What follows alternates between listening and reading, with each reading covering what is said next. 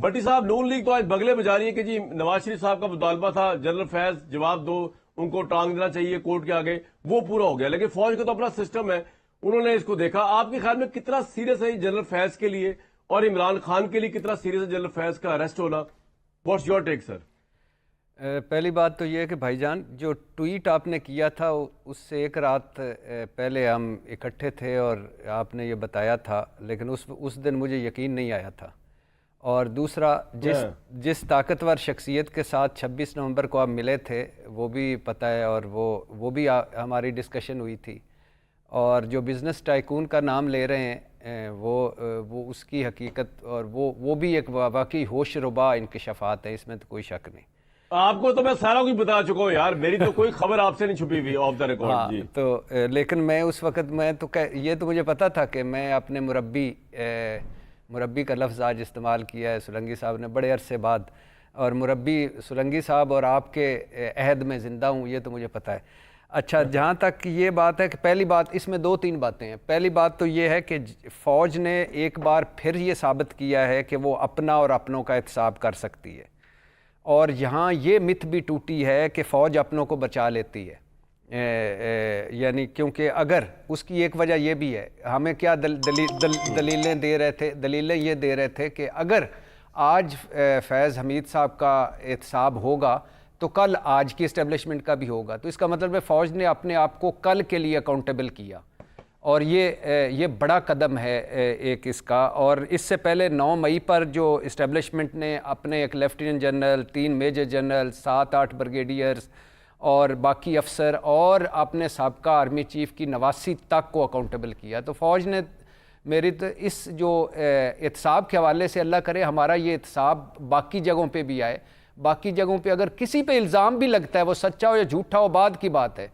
ये तो इस तरह जत्थों की सूरत में हम उसका करते हैं, दिफा करते हैं। इमरान खान के लिए कितना डेंजरस है जनरल फैज की गिरफ्तारी? दूसरा दो अब इसके पॉइंट है। एक है कि ये कितनी बड़ी है, एक साबका DGISI और वो भी रिसेंट DGISI को तहवील में लेना, गिरफ्तार करना या कोर्ट मार्शल का आगाज़ बहुत बड़ी खबर है। और दूसरा, जहाँ तक इमरान खान साहब की बात है, इमरान खान साहब मेरा ख्याल है ठीक नहीं कह रहे कि वो प्रोफेशनल तल्लक था उस वक़्त किसी भी, इमरान खान नहीं, तहरीक इंसाफ का तो आपने बताया जो कुछ है। अभी ये तहकीकात होनी चाहिए, और टॉप सिटी से, हाउसिंग सोसाइटी से लेकर ये 9 मई से अरशद शरीफ से रिकॉर्ड से आगे जो सोशल मीडिया, आगे मूवमेंट, आगे जो लॉन्ग मार्च, सारा वो तहकीकात होनी चाहिए। और यही बताते चलूँ कि फैज़ हमीद साहब, अभी ये नहीं है कि उनका कोर्ट मार्शल हो गया, उनको मुकम्मल एक मिलेगा सारा कुछ, और वो वकील मिलेगा, उसमें उनके भी दलाइल होंगे।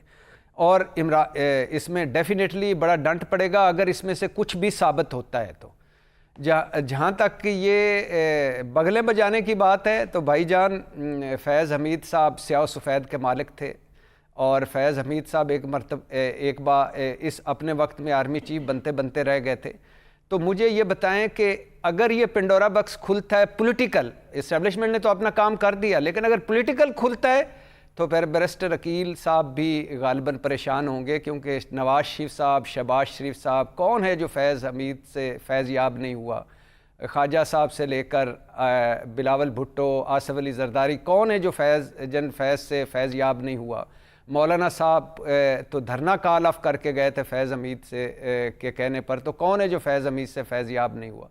ये सारे वो लोग हैं जो आज सीना फुला फुला कर, मुझे हैरत ये होती है कि अगर आप हमें अब आखिरी 2 जुमले, अगर हम कहानियाँ आप हमें सुनाते हैं, RTS बैठ गया, हम पे झूठे मुकदमे हुए, मरियम नवाज़ का कमरे का दरवाज़ा टूट गया, और पता नहीं उसके बाद हीरोइन का मुकदमा आ गया, और उसके बाद बुजदार, उसके बाद मानिकाज, उसके बाद गुज्जर्स, उसके बाद पंजाब तकर्रियाँ तबादले। भाई 16 महीने पहले आपकी हुकूमत थी, फिर निगरान आपकी हुकूमतें थीं, फिर उसके बाद अभी 5-6 महीने, तो आप किधर गए थे? ये सिर्फ इश्तिहारबाजी है। जो कुछ करना है इस्टेब्लिशमेंट ने अकाउंटेबल कर लिया, तहकीकात होनी चाहिए, सब कुछ सामने आना चाहिए।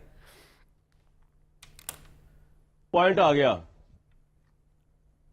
सर। मुर्तज़ा सोलंकी साहब, इमरान खान के खिलाफ वादा माफ गवाह या गवाह बन सकते हैं जनरल फैज?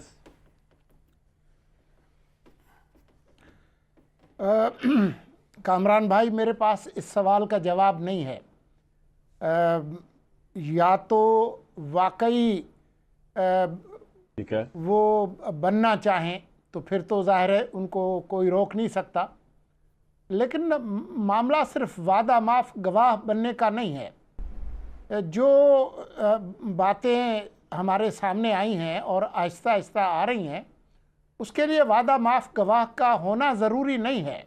वो इनकार भी कर दें तो मेरा ख्याल ये है कि इतना मवाद मौजूद है, वो शायद ही कोई जगह है जहाँ पर उन्होंने हाथ न मारा हो। बल्कि मेरे जो दोस्त हैं भट्टी साहब, वो तो कुछ ज़्यादा नरम गुफ्तगू कर रहे थे।